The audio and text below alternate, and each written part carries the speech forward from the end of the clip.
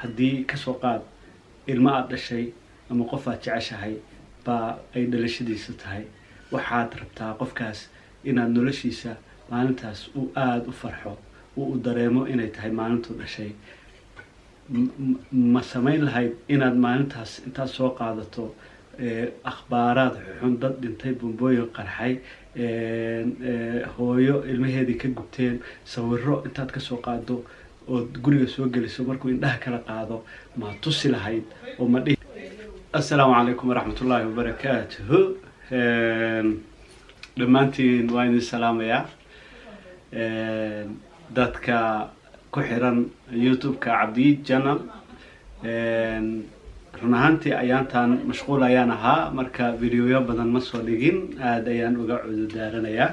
laakiin maantay waxaan rabaa inaan ka hadlo, maadaama videogaygii ugu dambeeyey oo aan soo dhigay uu ku saabsanaa farxadda iyo nafta waxaa farxad gelin karaa, ayaan maanta waxaan isiri inaan videogaasi dabagalo oo aan idiin sheego wax walba. horta aan idiin sheego waa waxaan anigu nafteyda ku tijaabiyey, kadib ayaan idiin soo gudbiyaa. is iraahdaa maadaama adigu aad ku aflaxday, la wadaag bulshada Soomaaliyeed oo laga yaabo inay daawato videogan. arrinkan maanta idiin soo gudbinaya waxaa weeye, sidee maalin aad caajsan tahay ama ay kaa taalo, aysan iskugu ka aadanayn, oga dhigi kartaa maalin qurxoon. sidee maalmahaaga u qurxin kartaa? sidee baad u heli kartaa maalin walba in aad enerjigaaga isticmaasho 100%?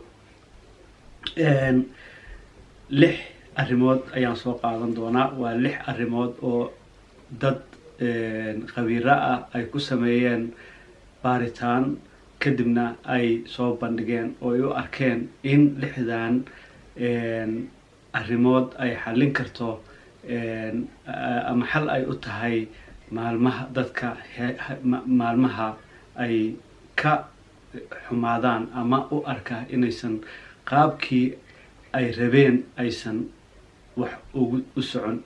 sidaa awgeed 6dan maado waxa weeye oo maalintaada aad ku qurxin karto. 1, subaxdii markaad soo toosto in aad markaan kelmadan iraahdo waxaa laga yaabaa inaad istiraahdo war waxaasi wax qof weyn loo sheegay maya, wax noo sheeg. laakiin waa arrin la baaray oo psychology ahaan iyo maskaxiyan ahaanba loo baaray, kadibna la ogaaday faa'iido inay leedahay. haddaba waa maxay? maadada koowaad oo subaxdii marka aad soo toosto inaad samayso ay tahay, waxay ku leeyihiin khabiirada ku taqasusay, waa inaad sariirtii aad ka kacday aada gubashaa oo aadan ka tegin ayadoo isdhex daadsan. sababtu maxay tahay? sababtu waxa weeyaan noloshu maalinlaha ah waxay u qaybsan tahay qaybo kala duwan, waxayna ka bilaabataa markii aad subaxdii soo toosto. waxay ku leeyihiin khabiiradu, haddii aadan subaxdii markaad soo toosto aadan si fiican u bilaabin, waxay saameyn kartaa inta ka dhiman maalintaada. sidaa la aligeed askarta markii la tababarayo ama militariga oo kale markii la tababarayo, sababta ay madaxa loo xiiraa, kadibna waxaa la baraa qaabkii ay sariirtooda u goglan lahaayeen. waxaa lagu leeyahay psychology baa ku jirta muhiim ah, oo markii aad sariirtii aad ka kacday aad gogashay, waxaad qabatay shaqadii ugu horeysay oo maalintii. midda labaad oo ku waxaysan waxa waaye oo arrinkaa ku jirta, kasoo qaad inaad magaaladiiba aaday oo aad shaqo tagtay, aad shaqadii aad soo weyday, ama qof aad ballan lahayd ballantii uu kaaga baxay, ama waxaad filaysay aad weyday, roob uu kugu soo da-ay, xaaladaadu ay magaranaysaa ay si iska ahayd. gurigii markaad timaado, waxaa fiican inaad u timaado sariir goglan, mise waxaa fiican inaad u timaado sariir isdhex daadsan? ka fikir. waa maadada koowaad. maadada labaad waxa weeyaan, subaxdii markaad soo toosto, haddii kasoo qaad ilmo aad dhashay ama qof aad jeceshahay baa ay dhalashadiisa tahay, waxaad rabtaa qofkaas inaad noloshiisa maalintaas uu aada u farxo, uu dareemo inay tahay maalintuu dhashay. ma samayn lahayd inaad maalintaas intaad soo qaadato akhbaaraad xun, dad dhintay, bombooyin qarxay, hooyo ilmaheedii ka gubteen, sawiro intaad kasoo qaado ood guriga soo geliso markuu indhaha kala qaado ma tusi lahayd oo ma dhihi lahayd happy birthday mise maadan samayn lahayn? dabcan jawaabtaadu waa ma samayn lahayn. sababtaas qofkaasi markuu soo tooso inuu indhaha ku dhufto waxyaalahaasi ma habboona. taa waxaa lamid a subaxdii markaad soo toosto inaadan subaxdaada aada ku bilaabin in aad akhbaaraad xunxun ama Facebook ha ahaato ama Twitter ha ahaato ama journaal akhrisay ha ahaatee akhbaaraadka iyo newsyada iyo social media wax ka socda oo xunxun inaadan ku bilaabin noloshaada oo aad iska ilaaliso subaxdii. sababtoo ah waxay kugu yeelanayaan saameyn. markii aad subaxdii markaad soo toosto war xun aad akhriso oo war kale xun aad akhriso, niyadaadii iyo maskaxdaadii iyo qaabka aad u fikiraysay waxay ku yeelanayaan saameyn xun. sidaa la adgeed subaxdii markaad soo toosto ha ku bilaabin noloshaada inaad waxyaalo xunxun aad warar akhbaaraad xun aad dhegaysato ama aad daawato. maadada labaad. maadada saddexaad waxa weeyaan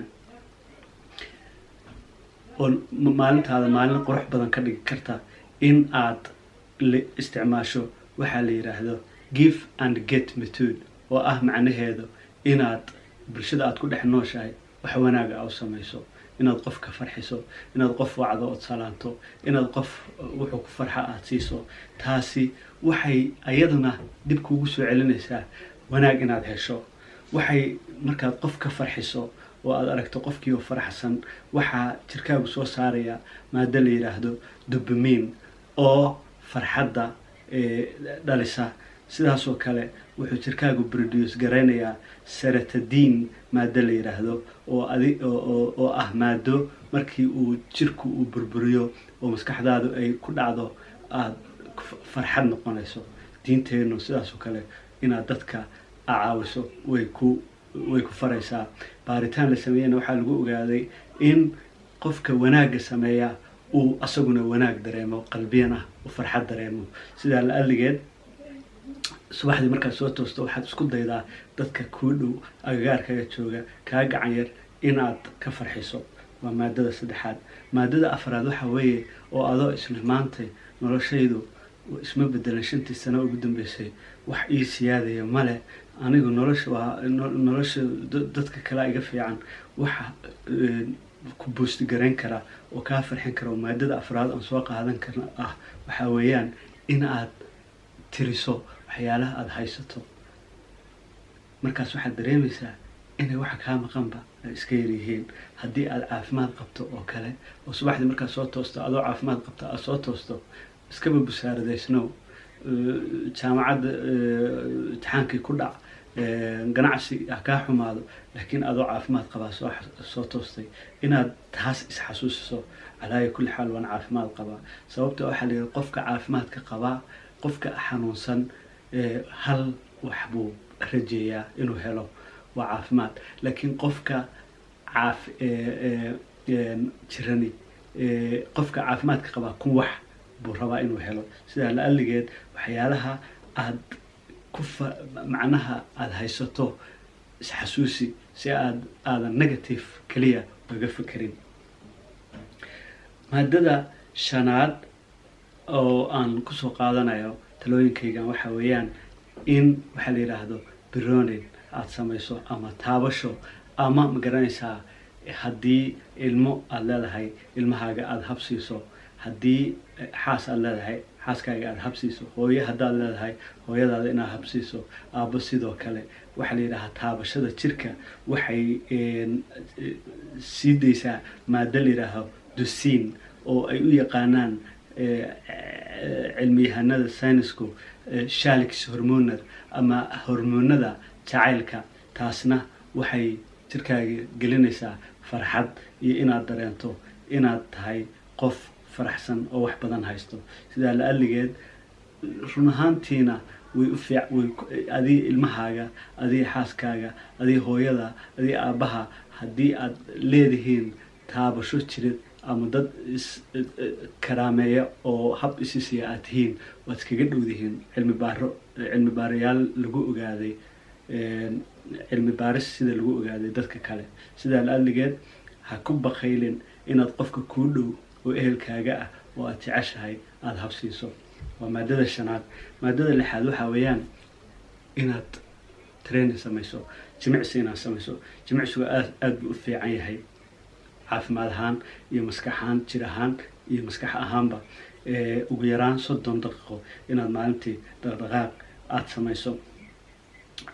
wuxuu sii daayaa hormoono trainingku la kala yidhaaho tosin BDNF oo caafimaadkaaga iyo well-beingkaaga u fiican.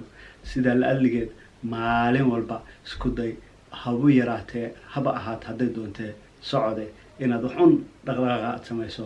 waxaan rajaynayaa inaad talooyinkan aad ku faa'iidi doontaan sida aniga aan ugu faa'iiday. waxaan rajaynayaa haddii aad ka heshay in aad like siiso, subscribe-kana aad siiso, si ay u daawadaan dad badan oo kale oo Soomaaliyeed oo walaalaheena.